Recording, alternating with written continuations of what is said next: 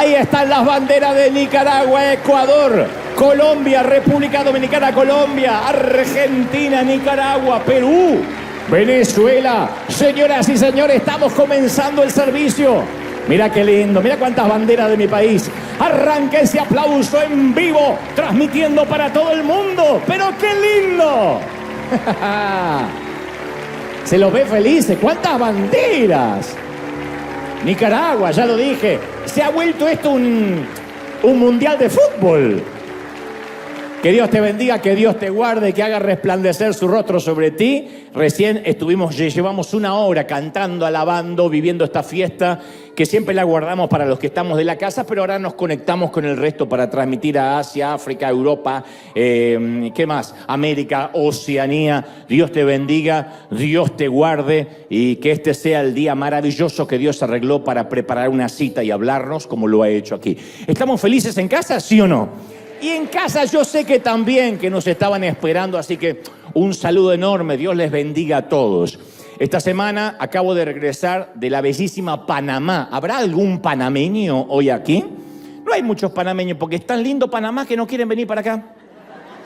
Acá hay colombianos, venezolanos, argentinos, peruanos, dominicanos, salvadoreños, pero no hay panameños. Panamá es un país maravilloso. Me tocó estar parte de esta gira, que ya llevamos casi 50 y tantas ciudades, 2 años dando vuelta por el mundo, casi 38 países, 54 ciudades, y en Panamá estuvo presente la embajadora de Argentina en Panamá, a quien le mando un saludo muy especial. Estuvo también el embajador de Argentina en Jamaica, presente allí. Esa que veíamos recién era la embajadora y ese que levanta la mano es el embajador en Jamaica. Los quería mencionar porque ellos ahora están mirando desde sus respectivas embajadas en Panamá. Y después la gente que llegó desde toda parte del mundo, porque no solo en Panamá, venían de Costa Rica, bueno, no sé si todas partes del mundo, pero alrededor, al menos el Caribe. Y teníamos un sold out ya hace casi 4 meses atrás. Así que debimos haber hecho más funciones, pero podía llegar a peligrar mi llegada aquí el día domingo. Entonces siempre que eso sucede no lo hacemos, pero fue maravilloso todo lo que vivimos en esta bellísima ciudad. Y como ellos se conectan al streaming y esperan las imágenes y lo que pasó, siempre que vengo de un viaje yo te cuento, especialmente porque sé que vosotros siempre estáis orando, diría un español, por la salud, por los aviones, por los viajes, por las salidas, por las llegadas. Fue algo realmente maravilloso y 2 horas 20 donde literalmente el Espíritu Santo nos traspasó, nos habló. Vi tantas lágrimas, tantas risas. Es maravilloso. Todavía nos quedan algunas ciudades, nos quedan ahora pronto la primera semana de septiembre 4 ciudades más de México, pero Panamá fue realmente una bendición. Y como ya te quiero transmitir lo que creo Dios me dijo que te diga, y unas imágenes valen más que 1000 palabras, pequeños vídeos, creo que no duran ni 1 minuto y medio, 2 minutos, de lo que pasaba en Panamá. Mira.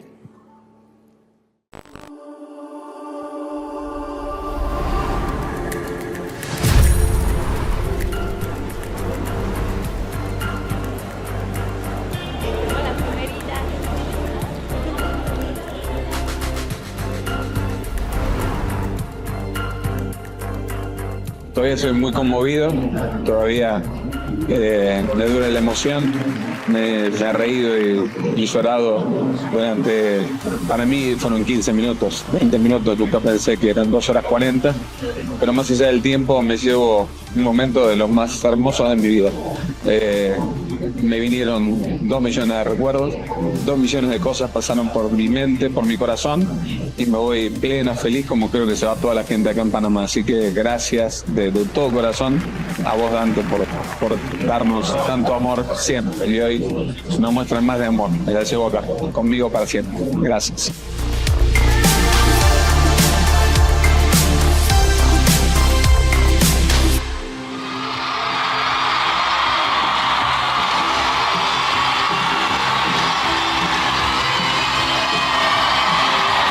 La verdad es que es una experiencia increíble, vale la pena cada segundo que estás ahí escuchando. Dios te habla, Dios te bendice, Dios te abre las puertas, así como a un universo increíble.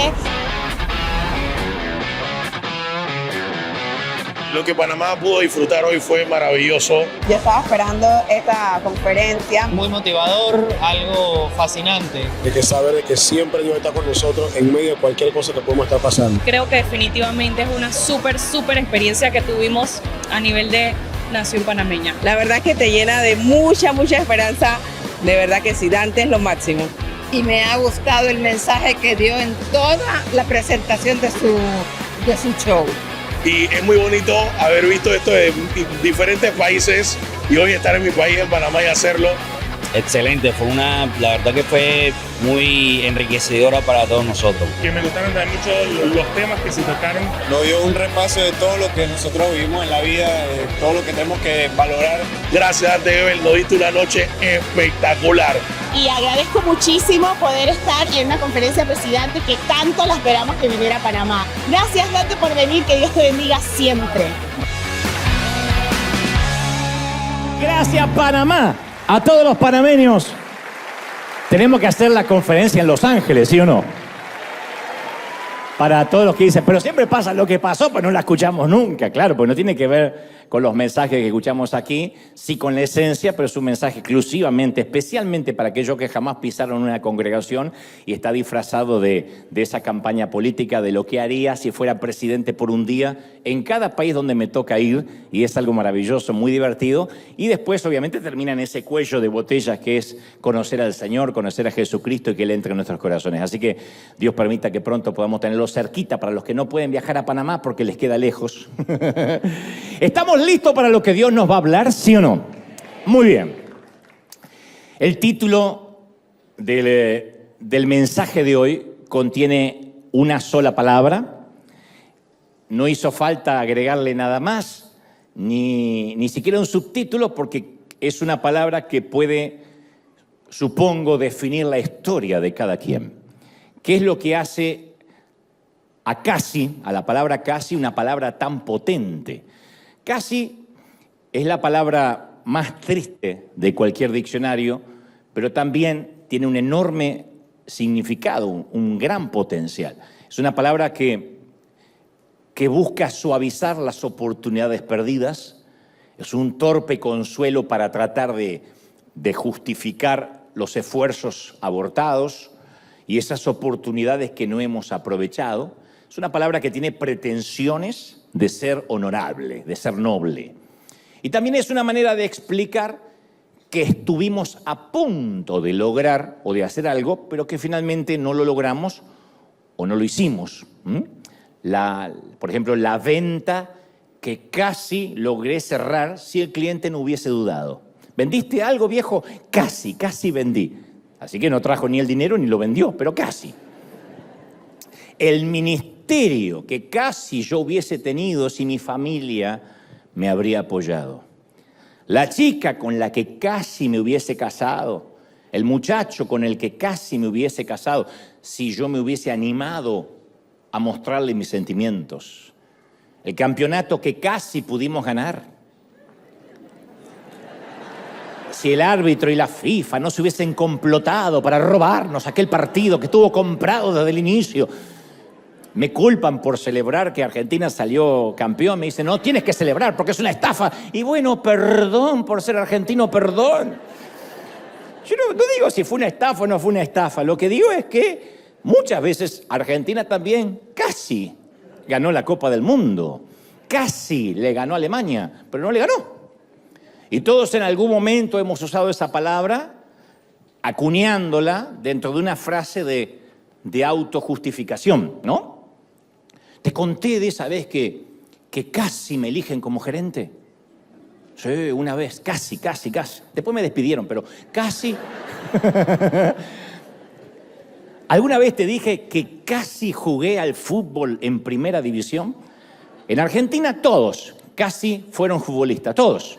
El taxista, el albañil. Te conté que yo casi juego con Maradona. No pude porque me lesioné en el colegio, pero casi fui un profesional. O sea, una historia totalmente incomprobable como Wikipedia. No se puede comprobar, pero dicen casi. ¿Sabías que casi me estuve por ir del país para buscar un futuro mejor por mi familia? ¿Y te fuiste? No. pero casi me cruza un coyote, casi. Nunca te conté de esa vez que casi me gané la lotería, así por un numerito, casi fui millonario. Desde que ha existido gente, ha habido casis. Personas que casi ganaron la batalla, personas que casi treparon la montaña, personas que casi encontraron el tesoro, pero ni ganaron, ni treparon, ni lo encontraron. Y lo cierto, y aunque suene doloroso, es que nadie recuerda, después de un tiempo, los que casi ganaron una medalla, los que casi ganaron una copa, los que casi ganaron el Oscar, o un premio Nobel, o un Pulitzer, o la corona de Miss Universo. Las nominaciones solo tienen valor hasta el día de la premiación. Los nominados se mencionan una y otra vez hasta el día de la premiación. Después a nadie le importa quiénes estuvieron en la lista de los probables. Es así, de duro, de cruel, de irónico, pero luego que aparece el ganador ya nadie se acuerda del que estaba anotado como probable para ganar, porque no todos los que aplican logran acceder al crédito, sino aquellos que califican. Aplicar podemos aplicar todo, pero hay alguien que califica y alguien que no. Y la Biblia narra docenas de estos ejemplos tristes. Uno de ellos es el famoso e inigualable rey David. Y él casi arribó a su vida cuando él ya era un hombre viejo, un hombre que había logrado todo de pequeño, pero ya de anciano conoció un casi. Ahora está anciano, las manos con las que alguna vez balanceó la onda y derribó al gigante ahora ya no pueden dejar de temblar. Los pies que danzaron con el arca ahora se arrastran. Está completamente canoso, sus ojos apenas pueden ver. Y está por dar David lo que se cree es su último discurso. El momento de su partida a la eternidad está cercano y su círculo íntimo, su anillo más cercano, está a su alrededor. Hay cortesanos, asesores, secretarios, tesoreros, cuidadores, médicos, enfermeros. Y entonces dice aquellas palabras que se detallan en el primer libro de Crónicas, capítulo 28, versículo 2, dice: yo tenía el propósito, dice David, de edificar una casa en la cual reposara el arca del pacto de Jehová, y para que sirva de estrado de los pies de nuestro Dios. Y yo ya había preparado todo para edificar. Extraña manera de comenzar una despedida esta de David, ¿no? David menciona no todo lo que sí logró, que fue mucho, sino aquello que quiso hacer y no pudo. En la vejez Dios no le permitió hacer. David quería construir un templo, una casa para el arca. Y ese templo hubiese sido su última obra magna, su legado. Él se preparó toda una vida para construir ese templo y dijo: cuando ya no tenga que pelear batallas, cuando sea un hombre grande, adulto, con experiencia, voy a dedicarme a la dirección de la construcción del templo. David quería dedicar sus últimos años para construirle un santuario a Dios. Preparativos listos, arquitectos elegidos, constructores seleccionados, anteproyectos, proyectos, planos, dibujos, números, bosquejos, las columnas del templo bosquejadas, decoración ya elegida, buenas intenciones, muchos preparativos, pero no hubo templo. ¿Por qué razón? Si estaban todos los recursos a la mano. Bueno, Primera de Crónicas 22:3 se relata: además David juntó mucho hierro para los clavos y las bisagras de las puertas, y juntó bronce en abundancia. También amontonó mucha madera de cedro en abundancia. Estamos hablando de toneladas de material para construir un megatemplo. Entonces, ¿qué pasó si los recursos estaban? Bueno, el propio David, que cada vez que escribe y cada vez que relata algo es poesía descarnada, él no vive simulando, él no es hipócrita, él no oculta la verdadera razón de su casi. Él dice: no pude construir el templo porque Dios me dijo: tú no edificarás casa en mi nombre porque eres un hombre de guerra y has derramado mucha sangre. Tu hijo Salomón será quien edificará mi casa y mis atrios. Se ve que el temperamento sanguinario de David y su carácter casi indomable, que le sirvió para la guerra y las batallas, le costó el privilegio del templo. David había pasado de ser un hijo olvidado a la realeza, de arrear ovejas a liderar ejércitos, de dormir en una cueva a vivir en un palacio, pero en su vejez conoció un casi. Casi construye el templo. Solo que Dios no se lo permitió, y esta sería la última gran frustración del rey David. Todo lo que se preparó para toda una vida, en el final casi lo logra, pero no lo logró. Los libros de historias y las crónicas relatan de que David no construyó el templo. La palabra casi es muy parecida al adverbio de cantidad cuando decimos por poco, por poquito, que es muy usado para a veces mostrar la frustración de no haber alcanzado algo o también para explicar la satisfacción de que algo malo no pasó. ¡Ay, por poquito! Por poco no tuve un accidente, decimos, ¿no? ¡Qué bueno que no tuviste un accidente! Por poco casi me agarra la migra. ¡Qué bueno que no te la agarró! Por poco mi suegra se quedó a vivir en casa. ¡Aleluya! Esos por poco son valorados, ¿no? Hay otro ejemplo, antes de meterme de lleno en lo que Dios quiere decirnos, otro ejemplo de otro casi, de otro por poco. Esta vez no es David, es otro rey, se llama Agripa.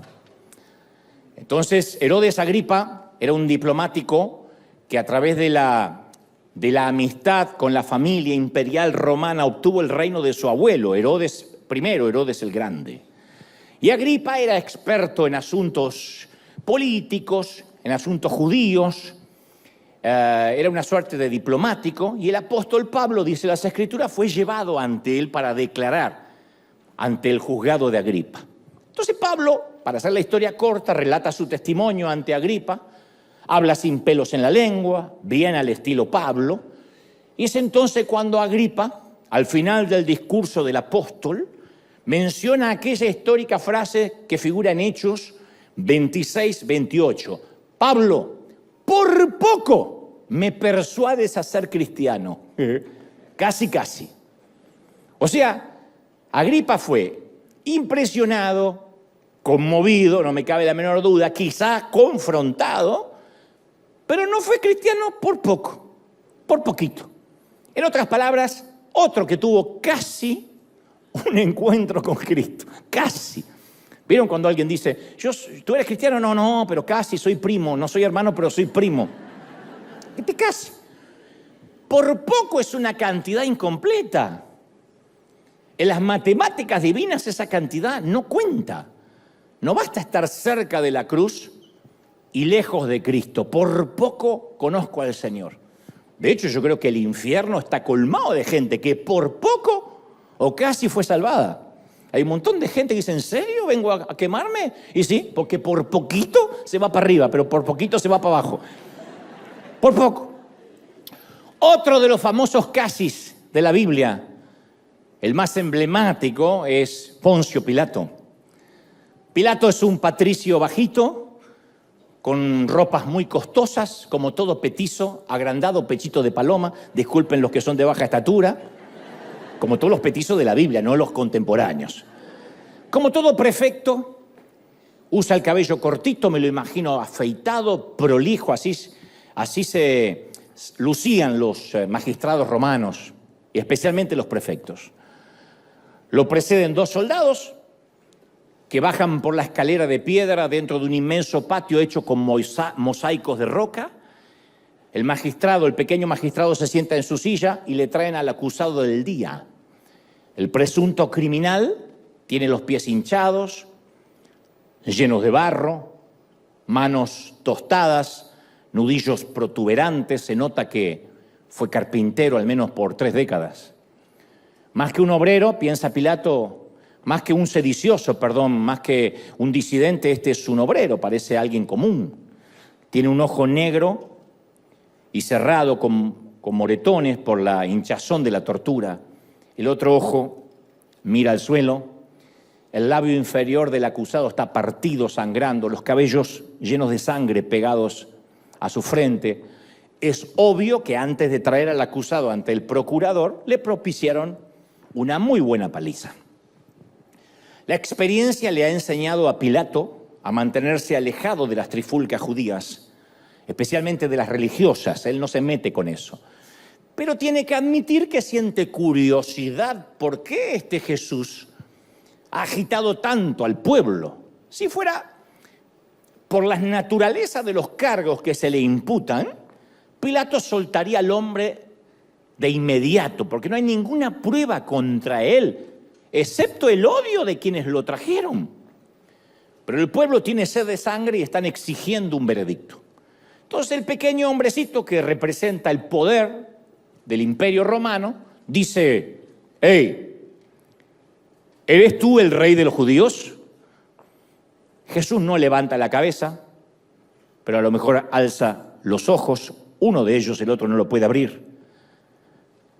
Pilato piensa: ¿cuántos ojos desorbitados lo han mirado así, pidiendo misericordia, rogando la absolución? Pero este carpintero no ruega, este carpintero no se defiende, solo responde sin levantar la voz en un tono casi monocorde, dice: tú lo dices. Vuelvo a preguntarte, ¿eres el rey de los judíos? Y él vuelve a decir: tú lo dices. Y antes que Pilato pueda reaccionar, el grupo de líderes judíos que lo trajo hasta ahí empiezan a gritar contra el acusado: este hombre se proclama a sí mismo el rey, debe morir. Y mientras tanto, el humilde Galileo sigue mirando al suelo. Pilato mira a los líderes judíos apiñados en el rincón opuesto al tribunal. Para los religiosos, los latigazos no son suficientes. Pilato quiere dejar ir a Jesús. De alguna forma está diciendo: dame una sola razón, Galileo, y te dejo ir. Una razón y te dejo libre. Estos locos te odian y no sé por qué, pero no encuentro nada para condenarte, así que dame una sola razón y te dejo ir. Así que trata de negociar con el pueblo, trata de entregarles a Barrabás, un delincuente, pero ellos prefieren matar a Jesús. Cree que si manda a Jesús al poste de los azotes y le dan 39 latigazos, los que lo acusan se quedarán conformes. No, ellos quieren que Jesús vaya al Gólgota. Pilato declara que no encuentra ningún crimen en este hombre, pero ellos lo acusan de violar la ley, de oponerse al César. Así que Pilato casi lleva a cabo lo que hubiese sido el más grande acto de misericordia de toda la historia mundial. Casi. Él casi puso en libertad al Hijo de Dios. Claro, teológicamente alguien puede decir: pero eso hubiese impedido el plan divino. Ok, pero vamos a centrarnos en Pilato. Él casi pudo haberlo liberado. Él tenía el poder. Él tenía la decisión. Él usaba el anillo con el que se sellaban las órdenes. El anillo de Pilato tipificaba que el César lo endosaba. Y Lucas 23:22 dice: Pilato les dijo por tercera vez: ¿qué mal ha hecho este hombre? No encuentro en él ningún delito que merezca la muerte. Así que lo castigaré y lo soltaré. Y en esta historia uno puede empezar a visualizar las razones por las que a veces se dan los tristes casi, como el caso de David, el caso de Agripa y este caso, el de Pilato. Dice la palabra que los religiosos daban grandes voces, gritaban, pidiendo que Jesús fuese crucificado. Y las voces de ellos, dice la palabra, prevalecieron, taparon todos los razonamientos, prevalecieron por encima de las demás. Hubo varias voces que Pilato pudo haber oído. Él pudo haber oído la voz de Jesús.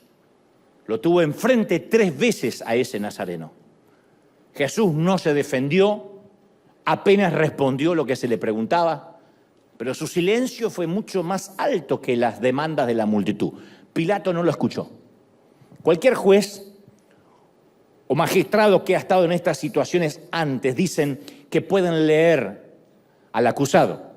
Inmediatamente, por muy simulador que sea o muy hipócrita, pueden identificar si es culpable o no. Pilato identifica de que es inocente. Él pudo haber, Pilato, escuchado la voz de su esposa. En un momento él siente un golpecito en el hombro. Nadie le puede tocar el hombro, excepto la esposa, porque después se le arma en casa si no hace caso. Y le dice la esposa, le manda un papelito, le manda una esquela. Mi querido Pila,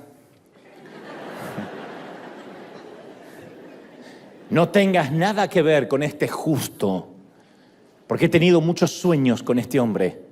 Y ahora que lo veo personalmente, es el hombre con el que he soñado, es un justo. No te metas, que los judíos arreglen sus problemas entre ellos.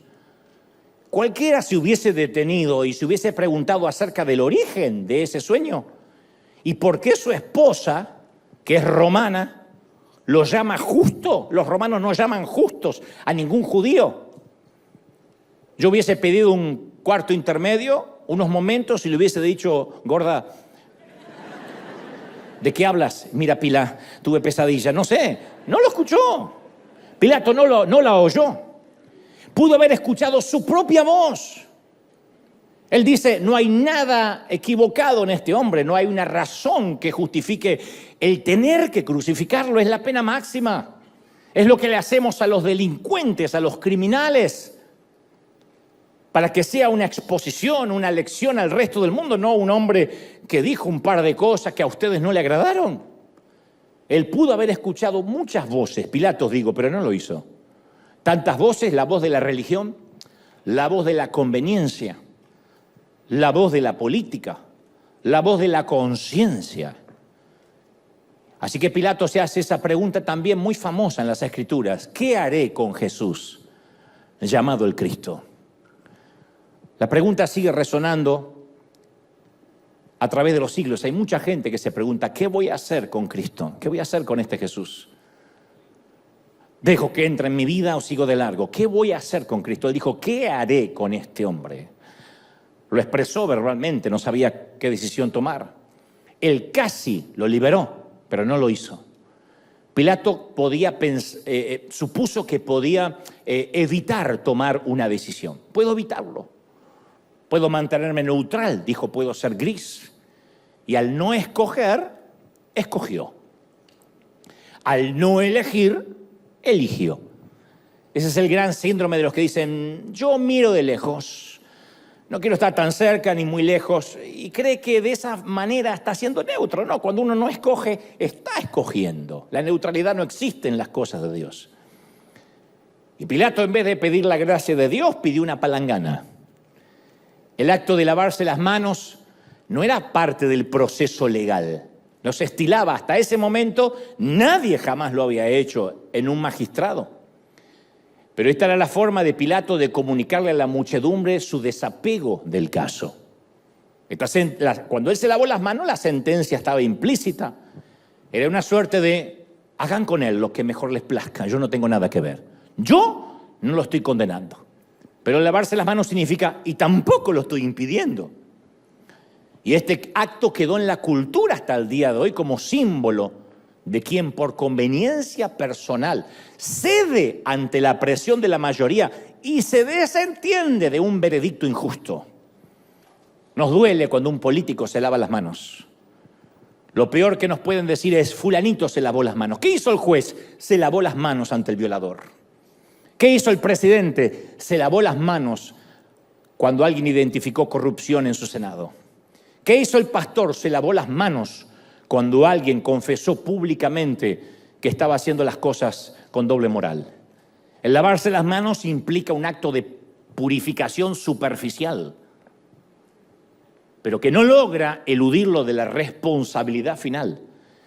Y en vez de invitar a Jesús a quedarse, lo envió lejos de él.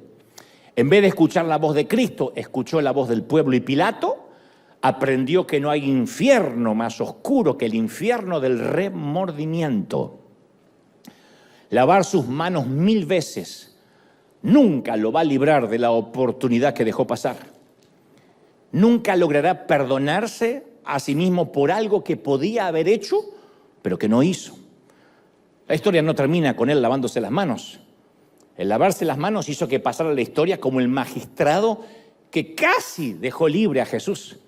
Y luego hay leyendas que pululan por ahí. Dicen que la mujer de Pilato se entregó a Cristo, rindió su corazón al Señor.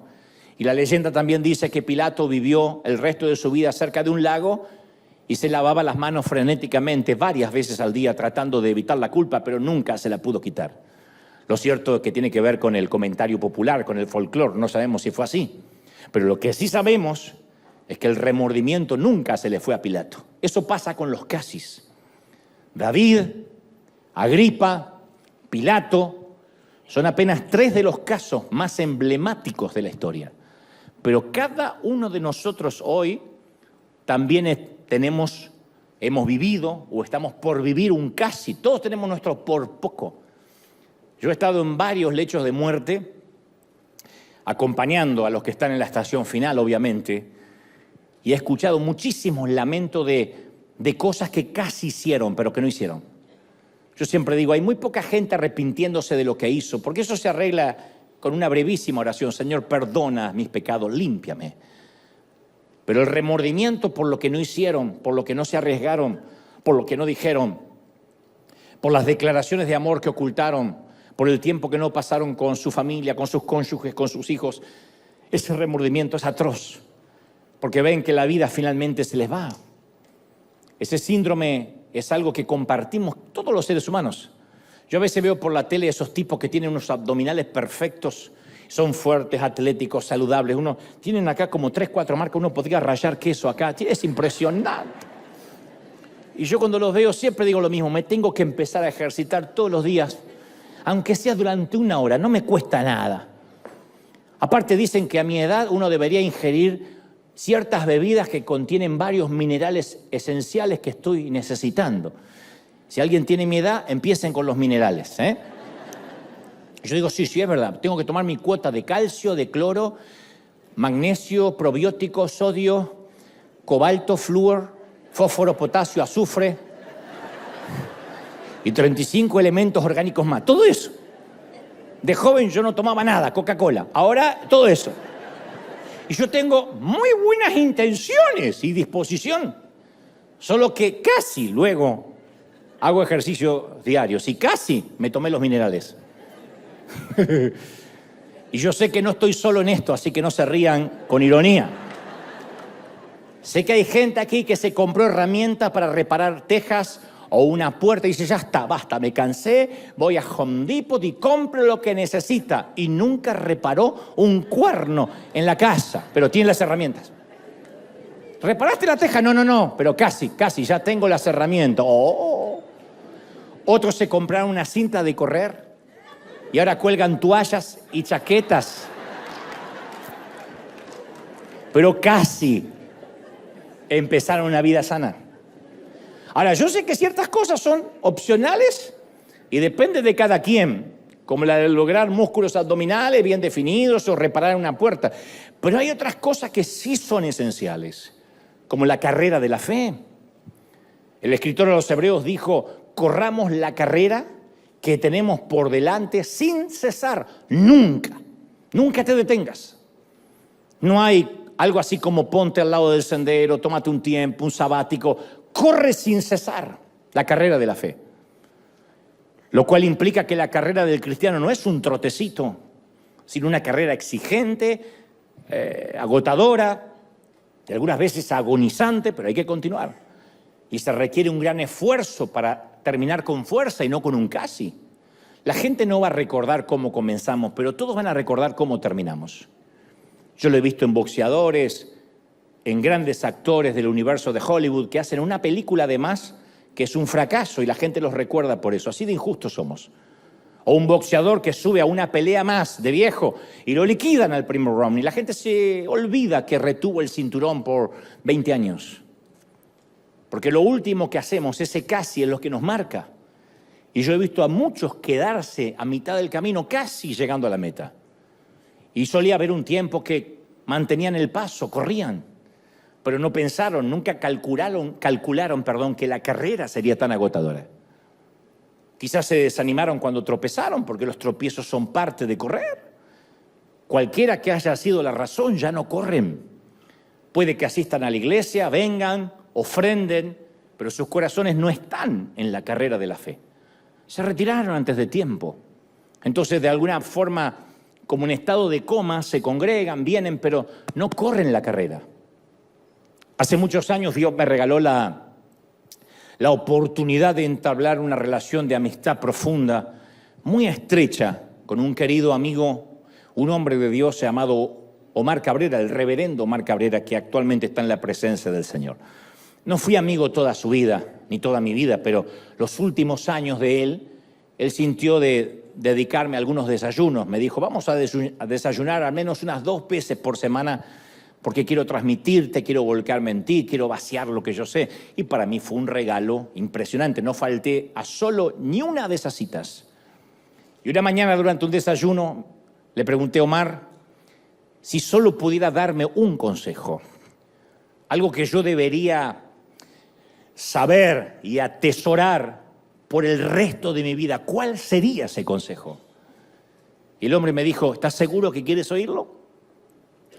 Porque muchos me han hecho esa pregunta, pero no están listos para oír la respuesta. Yo le dije, sí, quiero saber cuál es ese único consejo por encima del resto. Y agregó, solo mantente enfocado, mijo. Mantén el rumbo por el resto de tu vida, no pierdas tu norte. ¿Me oíste, hijo? No pierdas el norte. Sea cual sea tu norte, no lo pierdas. Y agregó, porque en este negocio, cuando hablaba de negocio, hablaba de los negocios del reino, los negocios del Padre, como lo definió Jesús a los 12 años. En este negocio hay que aguantar. Todo se trata de aguantar. No es una carrera de 100 metros, es una maratón de resistencia.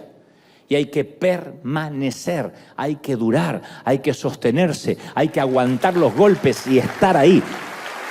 Yo agradecí eso. Y me he olvidado otras cosas por la fragilidad de mi memoria. Pero he guardado ese axioma hasta el día de hoy. Si algo nació en el corazón de Dios, se supone que debe permanecer. Y debe permanecer y mantenerse en el tiempo hasta el final, terminar bien. En el libro de los Hechos, el capítulo 5, el versículo 35, se narra que el Sanedrín, los religiosos de la época, los fariseos querían condenar a muerte a los discípulos, a los seguidores de Jesús. Los querían ejecutar. Y entonces se para en el medio de la corte del magistrado un tal Gamaliel, doctor de la ley, un tipo muy respetado, y presenta una magnífica interpelación que a mí me ha salvado la vida cada vez que recuerdo estas palabras. No son las más conocidas, no aparecen en las calcomanías, ni se usan como pegatinas en los automóviles y en las neveras, pero caramba que estas palabras a mí me han salvado la vida más de una vez. Gamaliel dijo, hombres de Israel, les habla, insisto, a todos los que quieren condenar a los discípulos. Piensen 2 veces lo que están a punto de hacer con estos hombres. Y luego da una explicación, dice, hace algún tiempo, ustedes saben que surgió un tal Teudas, que se jactaba de ser el Mesías. ¿Se acuerdan de Teudas? Oh, dijeron todos, sí. Se le unieron como 400 hombres. Él decía, Teudas, que era el Cristo. Pero lo mataron. Y que yo sepa, no resucitó. Ahí está el cuerpo. Y todos los seguidores se dispersaron y ahí se acabó todo. Después surgió un tal Judas el Galileo, ¿se acuerdan? Oh, sí, en los días del censo. Y logró también que un grupete lo siguiera. Porque como decía mi mamá, esto no lo dijo Gamaliel, sino mi mamá, para cada roto hay un descosido. Bueno, y a este Judas, dice Gamaliel, también lo mataron. Y todos sus secuaces se dispersaron. Ajá, bueno, en este caso, les aconsejo, varones de Israel, que dejen a estos hombres en paz. Caerán por su propio peso si tienen que caerse, suéltenlos. Si lo que se proponen y hacen es de origen humano, va a fracasar. Van a quedar en un casi. Pero si es de Dios, no lo van a poder detener y no sea que se encuentren luchando contra Dios. Cuando dijo eso, les corrió un frío a todos por la espalda que empezó acá y terminó donde culmina el nombre digno de la espalda. Y soltaron a los hombres. El razonamiento es sencillo. Lo que es humano termina en un casi. David intentando construir el templo, Agripa diciendo, por poco me persuades a ser cristiano. Pilato diciendo, me lavo las manos, casi puedo liberarlo, pero no lo voy a hacer. Gamaliel les habló de aquellos que decían haber sido Mesías y casi fueron Mesías. Pero no lo hicieron, no fueron. No resucitaron, no liberaron a nadie. Lo que no nace en el corazón de Dios se suele disolver como arena mojada entre los dedos. ¿A cuántos, y esto sé que lo saben los pastores que me están mirando, a cuántos hemos visto tratar de dividir iglesias? Porque esto le pasa a todos los pastores del planeta. De repente alguien mira de abajo y dijo, qué fácil es hacer esto. Me pongo un traje, suelas rojas y predico, digo 3 chistes y ya está. Algunos creen que es fácil, entonces dice, bueno, me voy a poner una iglesia y se llevan siempre adeptos, siempre encuentra, para un roto siempre hay un descosido, siempre detrás de un loco hay otro más loco que lo sigue. Y dicen, Dios me mandó a poner un ministerio nuevo, pero este va a ser más poderoso, o más fogoso, o no sé, o más sanador, o no va a haber suegras aquí, no sé lo que prometan. Y luego quedan frustrados, estancados, olvidados.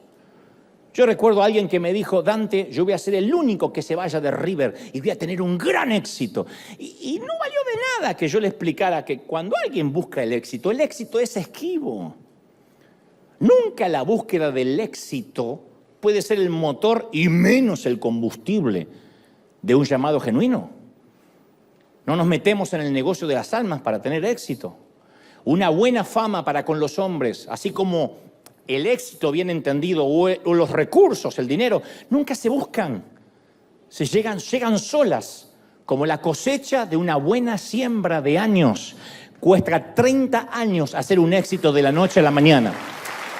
Y eso llega. Dice la Biblia, te alcanzarán las bendiciones. ¿Alguien lo cree, sí o no? No dice, buscará las bendiciones. Las bendiciones te alcanzarán. Hombres como este muchacho que me dijo eso, ignoran el principio de Gamaliel. Si realmente es de Dios, prevalece. Si no queda en otro casi. No hay cosas instantáneas en el reino de Dios. Es una resistencia. Cuando las multitudes seguían a Jesús con propósitos egoístas, Él les recordaba el costo. Y en Lucas 14:28 usa hasta una metáfora de construcción para que entiendan. Les dice Jesús, supongamos que alguno de ustedes quiere construir una torre. Si tienen algo de sentido común, ¿acaso no se sientan primero a calcular el costo? Para ver si tiene suficiente dinero para terminarla, porque si construye un piso no es una torre. Si echa los cimientos y no puede terminarla, todos los que lo vean, dijo Jesús, van a comenzar a burlarse y dirán, este hombre no pudo terminar lo que empezó a construir. ¿Cuánta gente hemos conocido que son torres a medio construir? Que quisieron, pero no calcularon el costo. Y dijeron, yo voy por la fe. ¿Y el costo? Ir por fe no es improvisar. Te puedo contar decenas de casos de cuando yo era chiquito, o jovencito, o niño, que en la iglesia donde nos congregábamos alguien dejaba el trabajo en la fábrica metalúrgica o abandonaba el empleo porque decía, voy a vivir a partir de ahora por fe. Dios me dijo. Y se moría de hambre, él, los hijos, la familia. Terminaba divorciándose, un caos. Porque hacían de la ignorancia una virtud, de la improvisación un don. Entonces nunca solo las buenas intenciones son suficientes para terminar aquello que empezamos. Las intenciones Dios nunca bendice intenciones. Si no, cuando lleguemos al cielo, el Señor, en lugar de decirnos bien hecho, siervo fiel, nos diría, bien intencionado, siervo fiel. ¡Oh! ¡Qué intenciones que tenía! Sí, nunca hemos visto un dedo, pero qué intenciones buenas. Y hay de los que empiezan a construir, pero no termina aquello que comenzaron por falta de cálculo. Todo en la vida merece un cálculo. Si vas a casarte, tienes que calcular los costos. Si vas a tener hijos, tienes que calcular los costos. Si decides no tenerlos, tienes que calcular los costos de no tener hijos. Si vas a comprar una casa, si vas a emprender un crédito, si vas a irte de un país, quedarte en el país, todo tiene un costo que hay que calcular. Si vas a las urnas a votar democráticamente por un presidente, tiene un costo. ¿Cuánta gente hemos conocido que se enamora de un restaurante y dice, ay, cómo me encantaría ser dueño de uno? Pero jamás se dieron una vuelta por lo que significa una cocina. El restaurante no es lo que se ve de afuera con los cuadros y las velas, el caos que está pasando dentro de la cocina. Eso es con lo que vas a tener que lidiar. Y yo con el paso de los años he aprendido que lo importante no es correr rápido, sino mantenerse en la carrera. Después me dijo un arriero que no hay que llegar primero, sino hay que saber llegar. Lo cantamos, pero no lo ponemos por obra.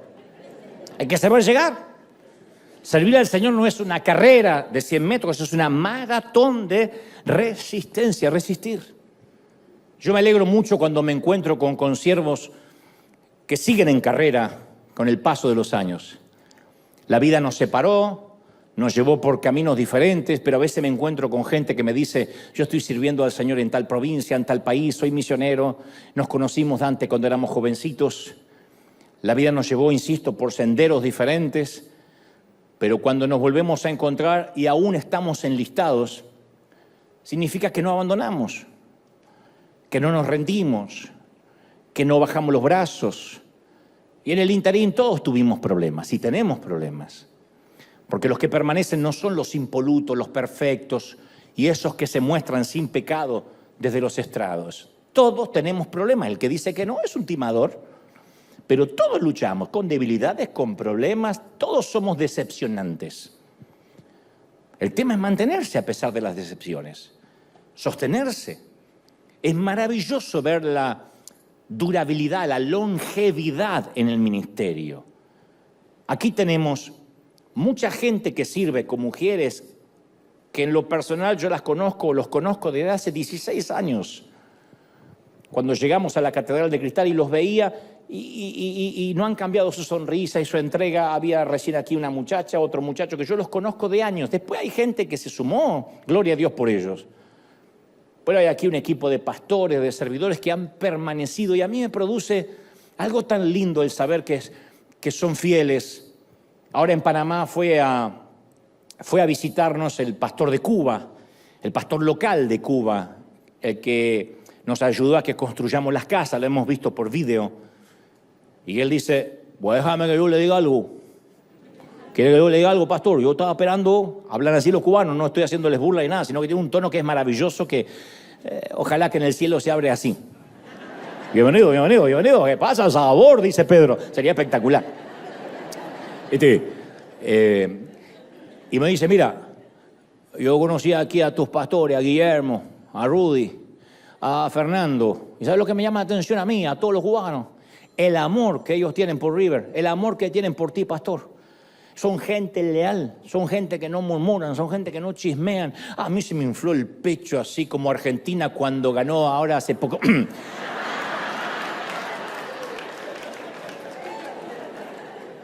Longevidad. Qué lindo, como cuando a un papá le hablan bien de un hijo. Tu hijo vino a casa y levantó los platos y dijo, ¿en qué la puedo ayudar? Y tú sabes que el condenado en casa no mueve un dedo, pero no importa. Te alegra de que en casa ajena al menos te honre, te represente bien. La inconstancia, la falta de estabilidad y permanencia en algo siempre arruina cualquier plan y nos lleva a la estación de un casi. Hay mucha gente con facilidad y ligereza excesiva, ya sea para cambiar de opinión, de pensamientos, de amigo, de iglesia, de pastor. Y yo soy de los que sostienen de que uno tiene que mutar. Yo no soy el mismo de, ¿qué digo hace 10 años? Del año pasado. No obstante, hay convicciones que no se tocan. Hay esencias que no cambian. Pero hay gente que sufren de TDA a nivel espiritual y emocional, trastorno de déficit de atención. O sea, todo lo que hacen es un ratito, un poquito y después cambian. Ante el menor problema renuncian al empleo. ¿Por qué te fuiste? No, me exigía que todos los días vaya a la misma hora.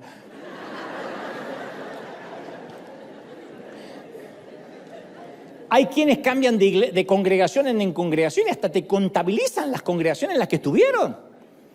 Y te dicen con orgullo, esta es la número 42. ¡Oh! Nunca puede echar raíces en ningún sitio, porque cuando las cosas se ponen feas o no comparte algo, se mandan a mudar.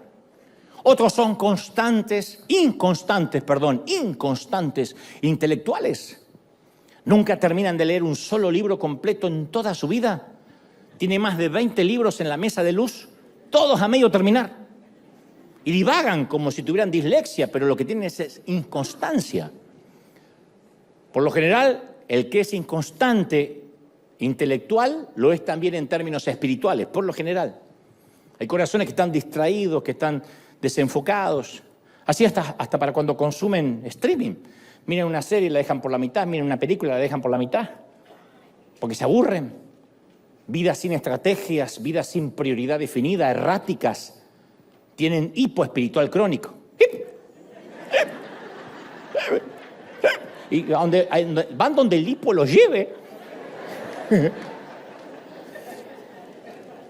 Vivimos en una época de gente frágil, de gente inconstante, lo podemos ver. Yo una vez te conté que leía que los sociólogos dicen que los nacidos entre 1990 y 2000, no digas amén por las dudas, se los considera en su mayoría, siempre hay excepciones a la regla, la generación de cristal, porque son los hijos de la generación X, que atravesó muchas carencias y salieron adelante a los golpes para tener como prioridad darle a sus hijos una mejor calidad de vida, para que no pasaran lo mismo que ellos tuvieron que atravesar. Hasta ahí está todo bien. Sin embargo, eso trae consigo un problema. Son los hijos más inconstantes y más frágiles que jamás tuvo la humanidad, porque no tuvieron nunca frustraciones, porque nunca se encontraron a problemas reales. Nacieron en la edad digital. Yo nací analógico y me hice digital de grande. Pero estos ya son digitales. Y en ellos todo es efímero, como las redes sociales. Son la generación del casi. Casi estudio, casi trabajo, casi lo logro. Falta de empatía, poco interés en la lectura, cero cultura. La cultura es lo que leen en un celular. Tienen baja estima, poca tolerancia a la frustración. Son una categoría social de ánimo inestable, que sobresale su fragilidad emocional. Entonces hay un montón de gente que está preparada para el éxito, para el triunfo, y si algo sale mal o tropiezan con un imponderable, se desata en ellos una intolerancia desproporcionada. Y esto pasa en el ámbito cristiano. Los mártires eran torturados. No estoy hablando de los mártires bíblicos, los contemporáneos. Tras la cortina de hierro de la Unión Soviética, tras la China Roja, que tenían que orar en catacumbas y podían, cuando te agarraban, te mataban, no era que te ponían un ticket. Y sin embargo ahora cualquier cosa es suficiente para me voy de la iglesia, no me dieron amor. Y los sociólogos afirman que vamos rumbo a un planeta de cristal. Una humanidad que quiere ganarse todo, pero que reclama por todo también. Hay gente que no se le puede hablar ni siquiera en un tono más alto porque inmediatamente se sienten agredidos y te quieren hacer una denuncia de abuso emocional. Por favor, me estás abusando. Me estás abusando. ¿De verdad? Y el Señor es un Dios de longevidad, de permanencia, de resistencia. La estadística dice que el 70% de los líderes, incluyendo muchos pastores, abandona el ministerio antes de los 4 años de haberlo iniciado. Y que el 20% no llega ni a los 7 años de ministerio. La mayoría renuncian antes de ver impacto en su ministerio. Y los porcentajes de esta estadística son alarmantes. Porque si algo nace de Dios, permanece. Llegamos hasta el final, ¿sí o no? A mí durante todos estos años me ha tocado atravesar temporadas muy tristes, muy difíciles. Decepciones, traiciones en el ministerio, dolor, injusticias, falso testimonio, murmuración, difamación, crítica. Todo sumado a las redes sociales que hace 20 años atrás no estaban en boga.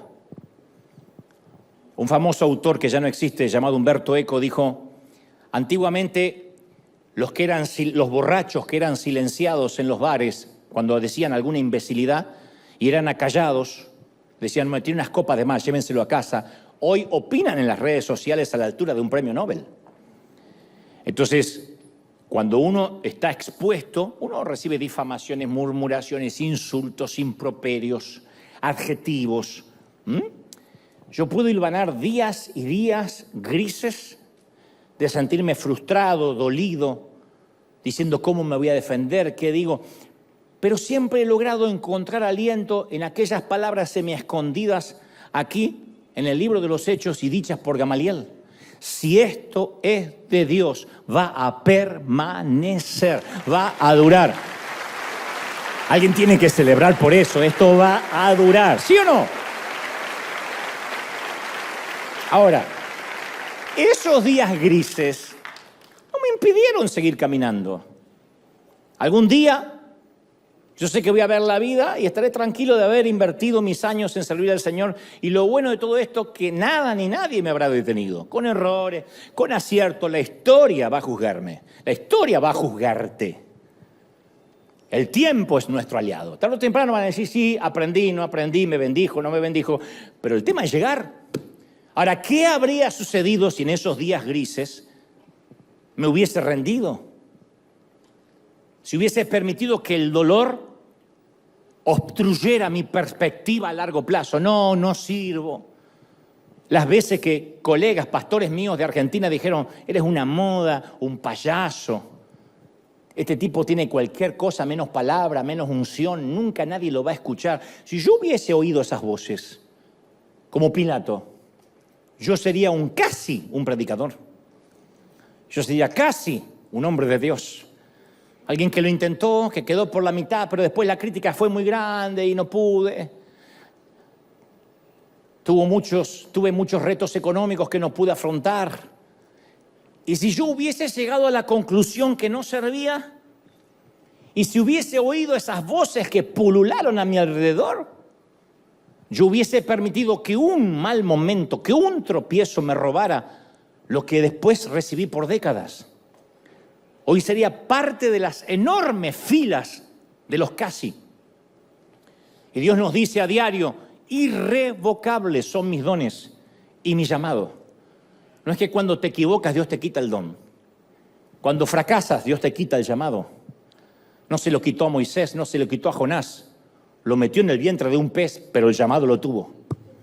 Vas a ir o por barco o por pez, pero vas. Moisés tuvo que atravesar un montón de situaciones. Y ni te hablo de José. Dios no revoca el llamado.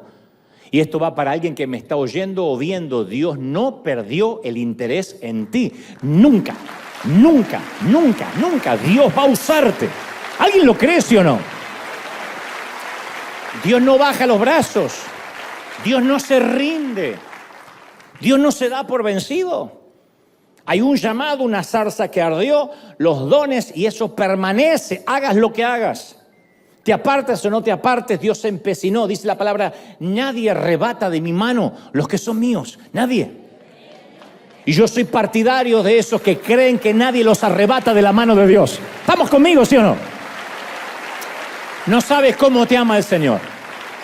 Por eso a mí me gustan los que comprenden que tenemos un llamado a largo plazo.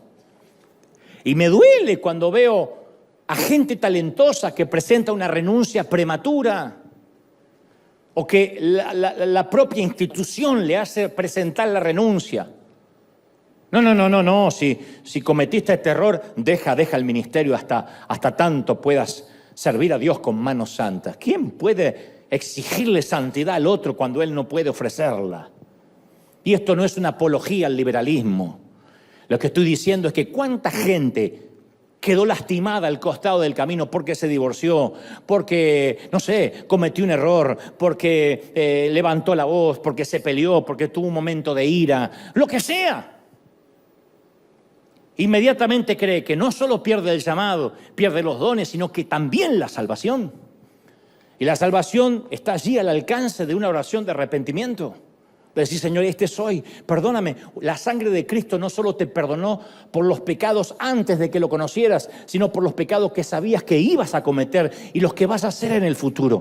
Así te ama el Señor. La gracia lo cubre. ¿Están conmigo, sí o no? Y a veces muchos abandonan el ministerio. Y los congregantes tienen que recoger los pedazos rotos de una visión abortada. ¿Por qué? La visión tiene que permanecer. No depende del movimiento enterrador de un hombre. El mover de Dios es más grande que cualquier ministerio personal. Cuando pasen los años, la gente va a olvidar el nombre de River.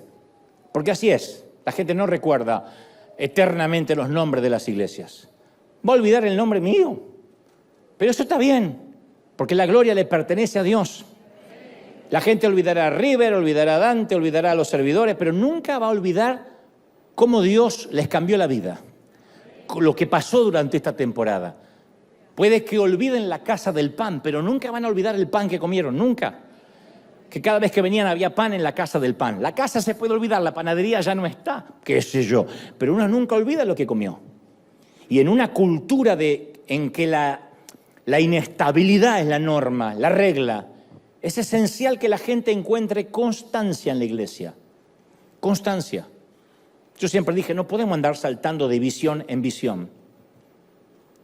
Los líderes de River saben que esta es la misma visión que tenemos de hace años. No ha cambiado, no es que todos los domingos hay una teología novedosa, hoy vamos a hacer algo distinto. Es siempre lo mismo. Algunos se pueden aburrir, pero siempre es un enfoque en qué somos buenos. Lo hemos hablado muchas veces.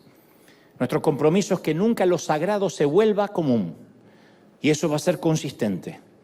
Y si tienes un llamado y ahora estás en un momento de debilidad, y dices, yo sé que tengo dones y no los estoy usando, yo sé que tengo un llamado, pero me desvié.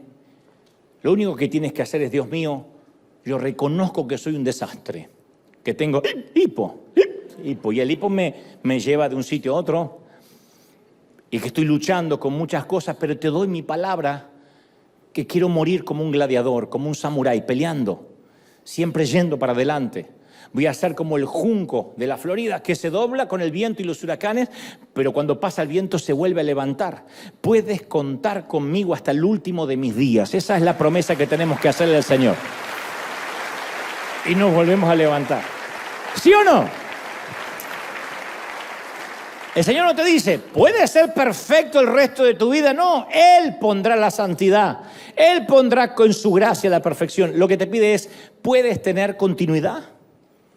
¿Puedes invertir hasta el último suspiro en servirme?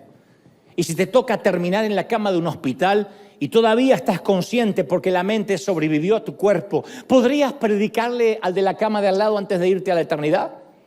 Podrías decirle, hey, yo estoy por irme, pero ¿qué tal si tú también te preparas para irte también? ¿Podrías servirme hasta el último aliento de tu vida? ¿Sí o no? Mira,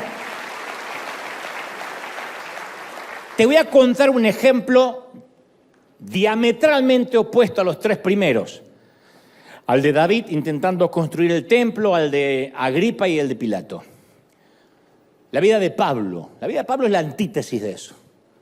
Pablo comienza su testimonio con estas palabras. Dice en Hechos 22:3, dice, yo soy judío, nacido en Tarso, pero criado en esta ciudad bajo la tutela de Gamaliel. Acá vuelve a aparecer nuestro personaje. Recibí instrucción cabal de la ley de nuestros antepasados, dice Pablo. Fui tan celoso de Dios como cualquiera de ustedes lo es hoy en día. Así comienza su testimonio Pablo. Y quiero darte esta introducción para que entiendas el punto al que voy. Tarso, donde nació Saulo, otrora Pablo, estaba a pocos kilómetros de la costa y servía como centro de comercio y abastecimiento a navegantes, piratas, mercaderes de toda Europa y Asia. Entonces cualquier chiquito que se criaba cerca de las costas de Tarso se rodeaba de docenas de idiomas y era testigo de un crisol de culturas. Tarso era un punto de parada en un sistema de las rutas romanas. Síganme en esto. El Imperio Romano se jactaba de las carreteras. De allí viene la frase, todos los caminos conducen a Roma, cuando se pierde tu marido. Bueno, las carreteras de Roma conectaban los centros comerciales del mundo antiguo. Éfeso, Iconio, Derbe, Tarso. Tarso era un centro académico. Era como si fuera ¿qué podría decirte hoy? Un centro académico donde están las universidades más importantes del mundo, que rivalizaba con Alejandría, con Atenas. Y Saulo aprendió la lengua franca de su época, el griego. Así que el tipo lo hablaba el griego, lo escribía y pensaba en griego. Como algunos de ustedes que hablan español y piensan en inglés. Y por eso dice, aparca la troca, te llamo para atrás.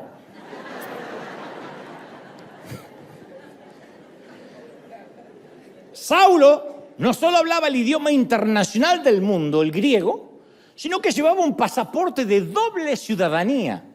Judío de nacimiento, ciudadano romano por elección. Dentro del imperio tenía todos los privilegios de los romanos. Podía llegar a cualquier puerto y exigir una audiencia judicial, cosa que no podían hacer los judíos. Los judíos eran cautivos de alguna forma. Había un gobierno de facto, un gobierno dictatorial de los romanos. Saulo podía inclusive apelar al César. Se lo trataba como un hombre libre.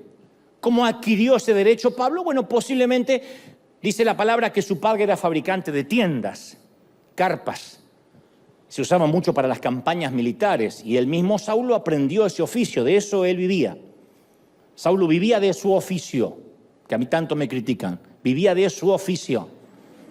Quizá logró ese privilegio porque abastecía este artículo de tiendas tan necesario para los soldados romanos que siempre eran nómades en la conquista del mundo, ¿no?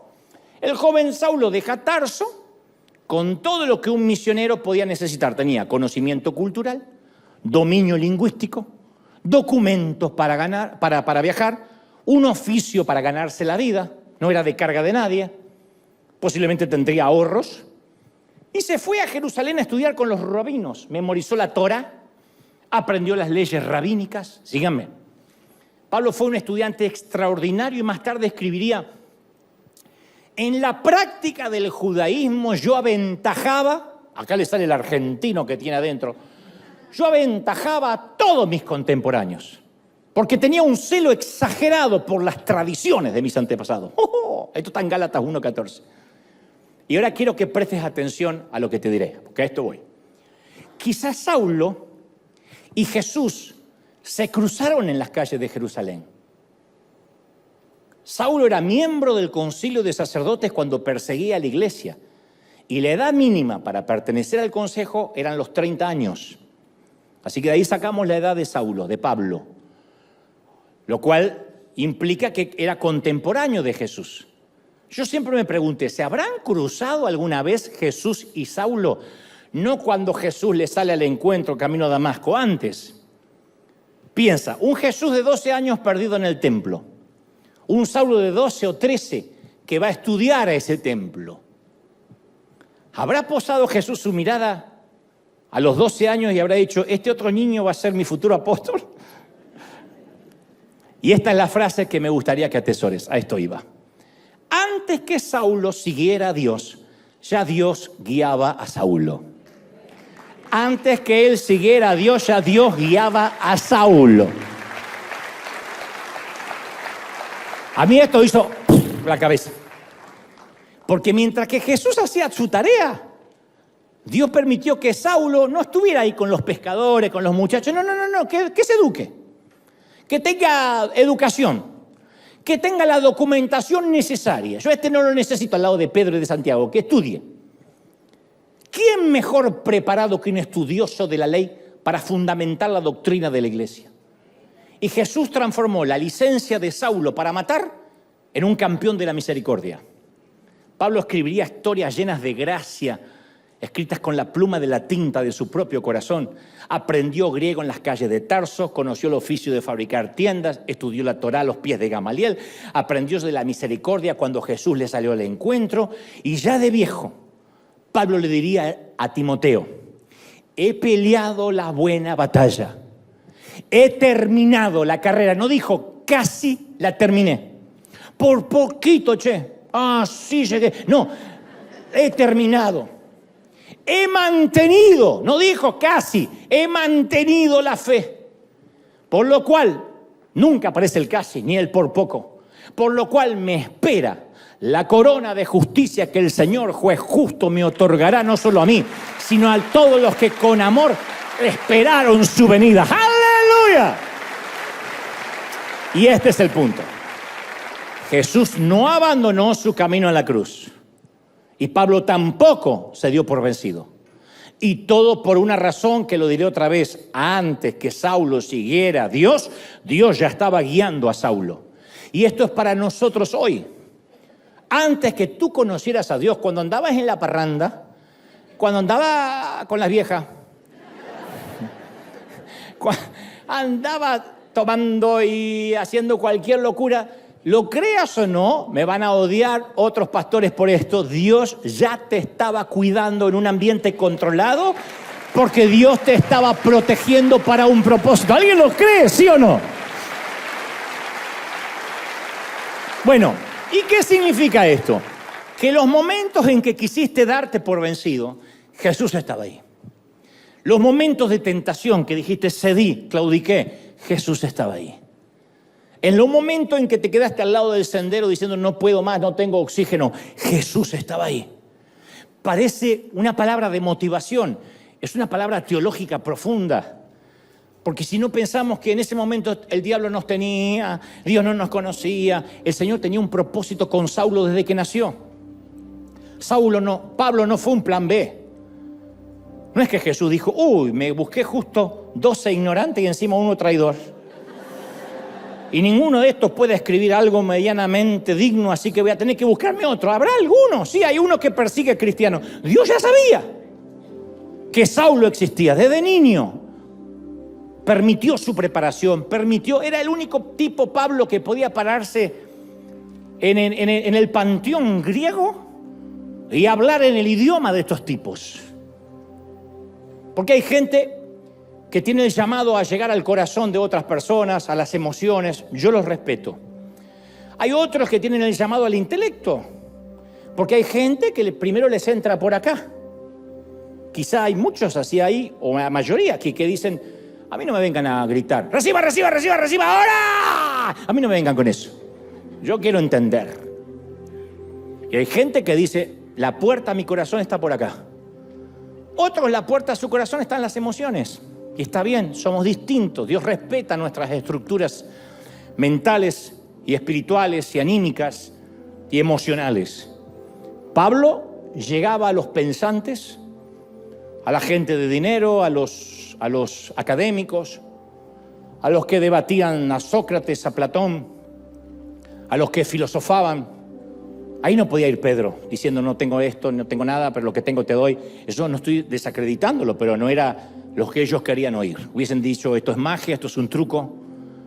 Pablo sabía cómo hablarles porque Dios lo preparó toda la vida. Y este es un mensaje para que no te rindas. Porque todas esas situaciones que te tocó atravesar en tu país, con una familia disfuncional, todos esos fallidos que has tenido durante la vida fueron permitidos por Dios para un propósito. Él nunca dejó de guiarte. Por eso no te puedes entregar. No puedes mirar hacia atrás y decir, hice un desastre. No, Dios permitió cada detalle. Los atletas dicen que cuando ya no pueden más, tienen que atravesar esa muralla de oxígeno. Una vez te lo conté. Y hay dos opciones. O te paras ahí, porque el cuerpo dice basta, o buscas un segundo aliento. Ahí es cuando empiezan a correr con el corazón y ya no corren con las piernas. Y esta palabra va para los que a veces ya no tienen fuerzas. Y el Señor me ha mostrado que están a punto de rendirse. Y piensan que quizás ya es hora de abandonar la carrera. El Señor me ha dicho que te diga, no existe el casi en tu vocabulario ni en el mío. No existe el casi. Te llamé para no abandonar. O estamos con Jesús o estamos en su contra. No hay un casi cristiano. No existen los casi llamados. No existen los casi santos. No existen los casi comprometidos. Con Jesús los casi se transforman en ciertamente. Los a veces se transforman en siempre.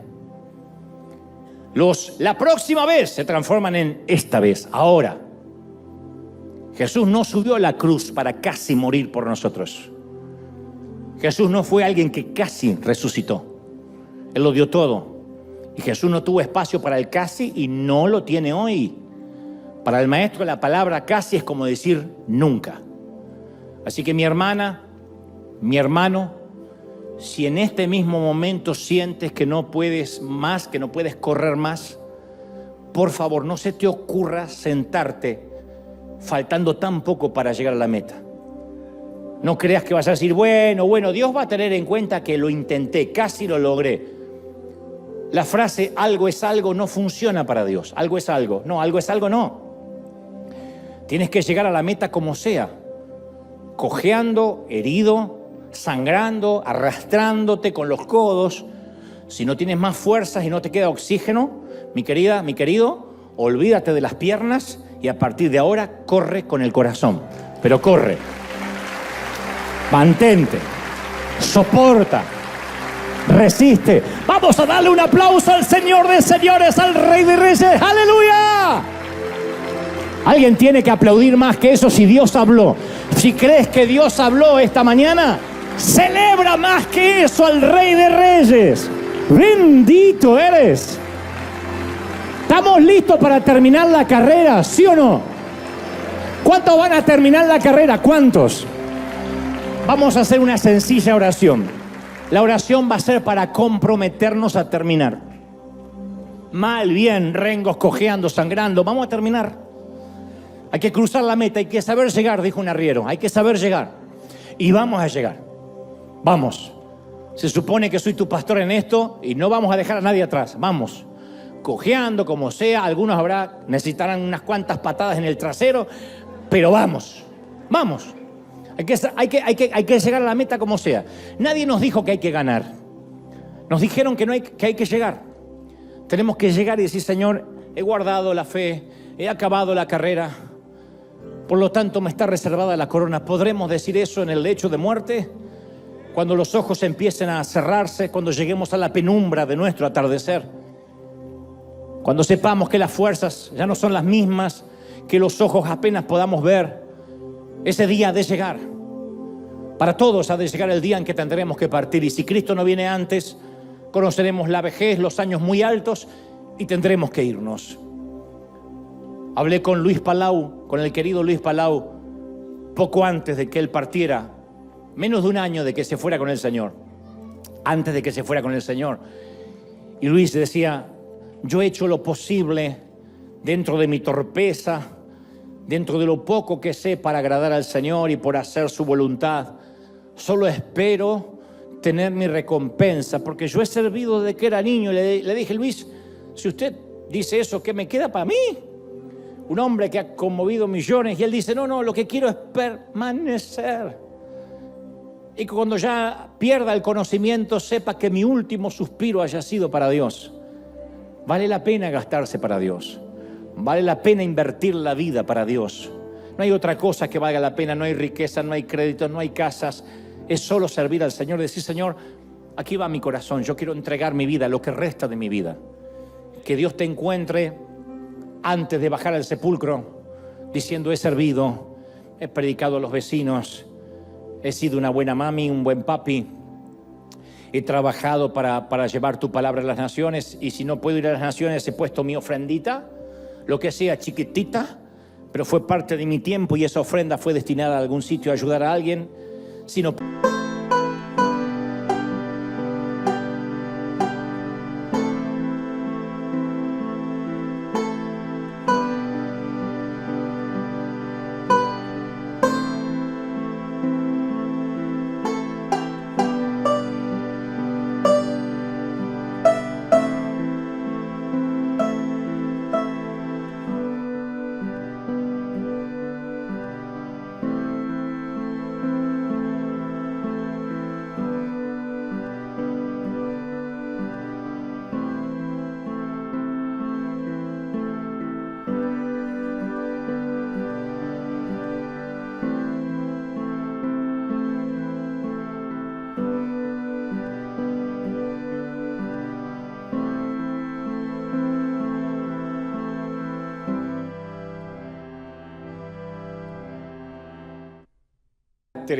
el soportar temperamento de los que llegaban a la congregación a maltratar.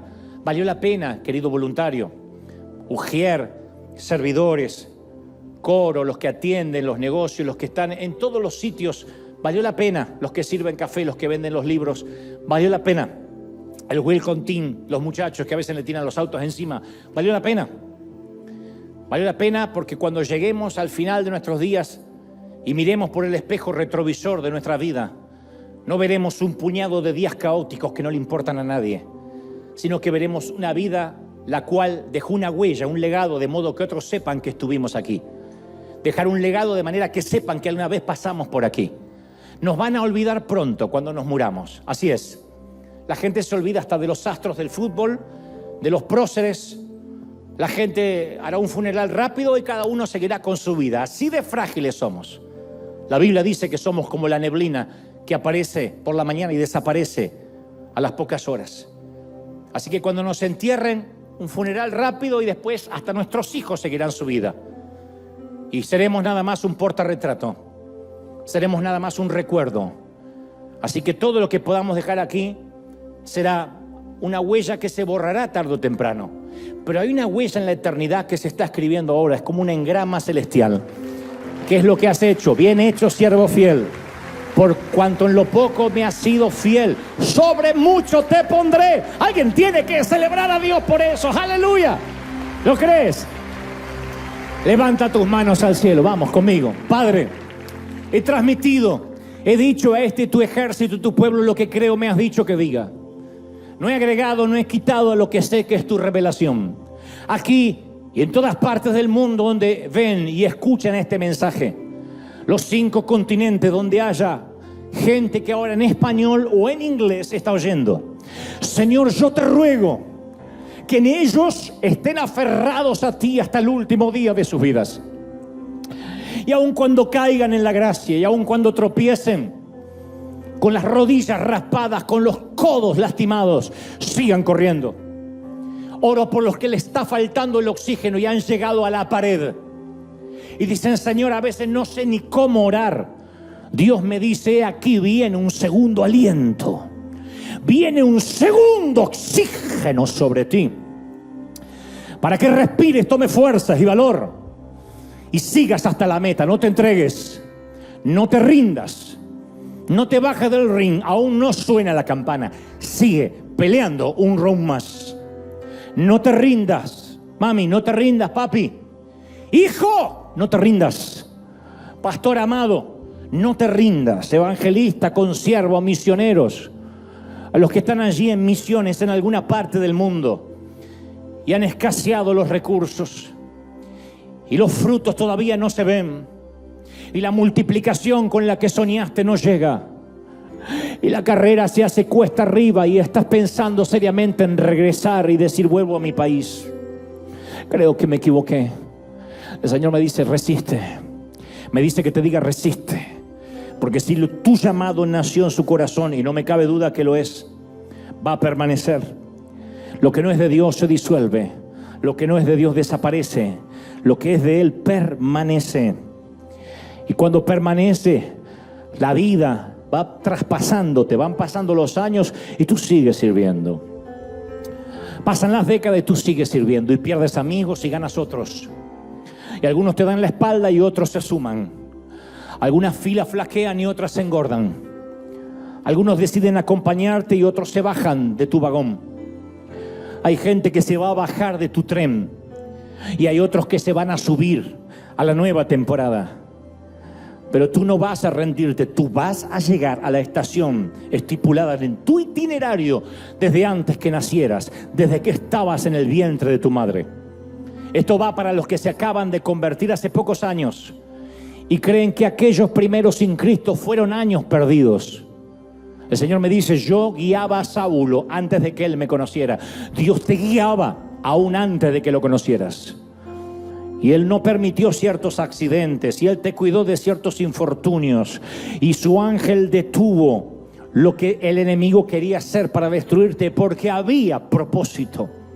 Y porque nada podía detener el propósito. Y Él asignó un buró de ángeles